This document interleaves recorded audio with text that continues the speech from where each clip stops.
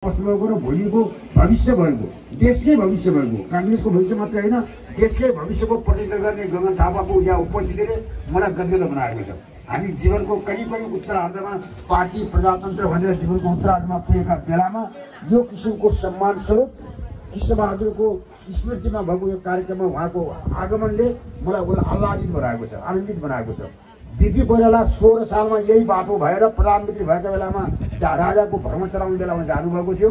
गिरिजाबाबु यही काँडेमा आएर बस्नुभयो, कार्यक्रम गर्नुभयो। हेलिकप्टरबाट तिम्रो गाउँ हेर्छु भनेर हेलिकप्टरबाट हेर्न जानुभयो। बाहुनको कार्यक्रममा आज बेला बाहुनको एयरपोर्टबाट चढेर गिरिजाबाबु पोखरा जानुभयो। रामचन्द्र पौडेल अहिलेका राष्ट्रपति चिरञ्जीवी वाग्ले लगायतका साथीहरू हामी यही सल्यानमाबाट भएर आएर हामी कृष्णबहादुर हामी सबै साथमा थियौँ, यही बाटो जानुभएको थियो। त्यसपछिको महत्त्वपूर्ण पद सम्हालेको व्यक्तिको आज आगमन यहाँ भएको छ। म त्यसका लागि पनि गर्वको अनुभव गर्न चाहन्छु। दाजुभाइ दिदीहरू, म अर्को कुरा के भन्न चाहन्छु भनेदेखि कृष्णबहादुरले जस्तै प्रजातन्त्रको लागि काम गरे हामी धेरैजना छौँ। कति मरेर पनि गए, कति अहिले जिउँदा पनि छन्। कृष्णबहादुरलाई अत्यन्तै ठुलो भविष्य देखेर उनको प्रति जनताका प्रतिको लगाव, विकासका प्रतिको लगाव गरेको देखेर एकपल्ट गाउँ पञ्चायतको प्रधान पञ्च, दुईपल्ट गाउँ विकासको अध्यक्ष, दुईपल्ट यहाँको यो इलाका भन्ने थियो अहिलेको त साबित ढुको पोखरीदेखि बाहेक सबै गाउँपालिकाका यो 4, 5, 6, 7, 8, 9, 10, 11 जति थियो दाङसिङ, धानतुङ, लुम्लेक, सल्यान गाउँपालिका थियो। त्यो गाउँपालिकाको एउटा इलाका थियो। त्यो इलाकाको दुईपल्टसम्म अध्यक्ष भएर कृष्णबहादुरले सफलतापूर्वक नेतृत्व सम्हालेका छन्। कृष्णबहादुरले यहाँ कसैलाई पनि उनले चित्त दुखाउने काम, अप्रिय कुरा बोलेको काम, कसैलाई यस्तो गरिदियो, कृष्णबहादुरले प्रिय बोल्यो, अप्रिय कुरा बोल्यो, कहीँ दुःख दियो, कुनै कुरा कतिको नभइकन सबैको मन चितन आँखाको नानी भएर कृष्णबहादुर बसिरहेका बेलामा हामीले जिल्लाको पार्टीको उपसभापति बनायौँ। म त्यति बेला सांसद थिएँ। मैले कृष्णबहादुरलाई भनेको थिएँ अहिले चारै तर्फबाट माओवादीहरूले असर मान्छेलाई खोज्दै मार्ने गर्ने कुरा भइराखेको छ।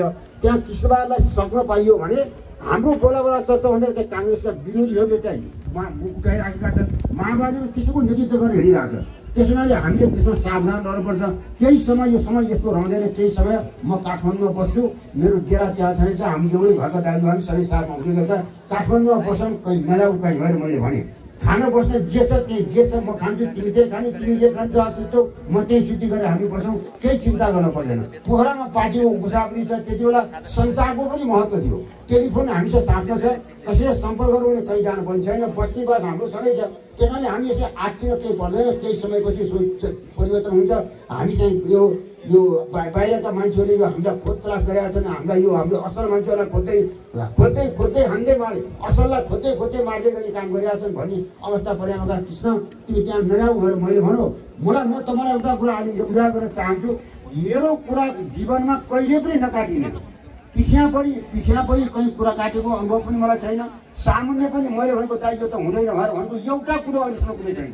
त्यस्तो मैले जे भनौँ, जे सल्लाह दियो त्यो मानेर जीवनभर हिँड्ने, नबोल्ने, मेरा साथी नबोल्ने, त्यसै गएको मैले पनि मान्ने होला, मैले भनेको मान्ने होला भन्ने ठानेर म पोखरा थिएँ, काठमाडौँ गएँ। काठमाडौँ गएको बेला होइन, म त घर जान्थ्यो। मेरो घर यहाँ आएको बेला केही बेलामा पारेर माओवादीले आएर यही घरमा त्यही वासस्थानमा कृष्णबहादुरलाई मार्यो। त्यो घटना सम्झँदा म अहिले पनि मेरो छाती भरिएर आउँछ, आँखु भएर आउँछन्। हामीलाई पोखराबाट आउनु दिएन प्रशासनले। त्यति बेला हामीलाई पोखराबाट, म काठमाडौँबाट आएँ, पोखराबाट म जान्छु त्यो लास लिएर यहाँ आउँछु भनेर भन्दा मलाई जानु दिएन। उल्टो मलाई बाटोमा रोकेर यहाँबाट लास लिएर जाने प्रशासनका मान्छेहरूले गरेर पोखरामा हामीले दाह संस्कार गऱ्यौँ। हजारौँ मान्छे, 10,000 भन्दा बढी मान्छेको उपस्थितिमा कृष्णबहादुरको चाहिँ 10,000 भन्दा हामीले टाउको गरेको होइन, हामीले त्योभन्दा बढी मान्छेहरूको उपस्थितिमा कृष्णबहादुरको हामीले अन्तिम विदाय हामीले गरेका छौँ। त्यत्रो लोकप्रियता प्राप्त गरेको व्यक्ति जो मेरो साथमा रह्यो, हाम्रो उसमा हेरेर आयौँ। मलाई चाहिँ मेरो दाहिने अङ्ग अपहरण भएको जस्तो मलाई अनुभव अहिले पनि भइरहेको छ। म 23 सालमा म गणेश छात्र समितिको सदस्य बनेँ। त्यसपछि म यहाँ आएर नेविसङ्घको संगठन गर्न प्रारम्भ गरेँ। त्यति बेला पनि मैले कृष्णबहादुरलाई गणेश छात्र समितिको सदस्य मैले बनाएको।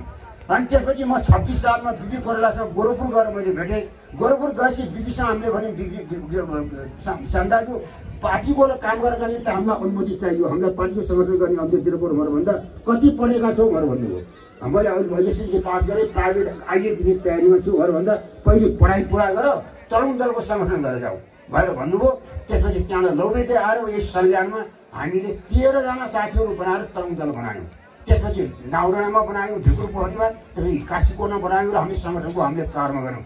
त्यसपछि बिबीले फेरि बोलाएर के भन्नुभयो भने तिमीले तरङ्ग दल गठन गरेका होला, केही युवाहरूलाई सङ्गठन गरेर लिएर आऊ, हामीले चाहिँ आन्दोलन सशस्त्र आन्दोलनको तयारी गर्नु गएका छौँ, केही युवाहरू लिएर आऊ, यहाँ प्रशिक्षण दिनुपर्ने हुन्छ, युवा जम्मा गरेर लिएर आऊ भनेर हामीले 14 जना युवाहरू, पर्वतका केही साथीहरू, काशीका केहीहरू, केही चाहिँ मगरहरू, केही गुरुङहरू, केही बाहुन क्षेत्रका छोराहरू गरेर हामी 14 जना युवा लिएर गएर हामी बिबीसँग गऱ्यौँ। त्यहाँ गएर तालिम दिएर सशस्त्र युद्धको तयारीमा हामी बसेर राखेका थियौँ। तर त्यति बेला तत्काल टिमुर बोटमा म यो कुरा किन सम्झाएको छु भने गगन जिल्ला हाम्रो महामन्त्रीलाई कुरा जानकारी होस् भनेर टिमुर बोटमा काण्ड घट्यो। टिमुर हाम्रो एकै छापमा त्यहाँ भित्रबाट बुझ्यो कुरा खुलेपछि चाहिँ हाम्रो एउटा सानो पटेका पनि नपड्काउँदै सरकारका मान्छेहरू त्यहाँ गएर सरकारका मृत्युहरू लिएर फटाफट गोली भटेर चाहिँ मकै भुटे जस्तो गरेर भुटेर हाम्रा चाहिँ 39 जना हाम्रा युवाहरू राम लक्ष्मण जस्ता होनहार युवाहरूलाई त्यहाँ मार्ने काम हो। त्यसपछि बिपीले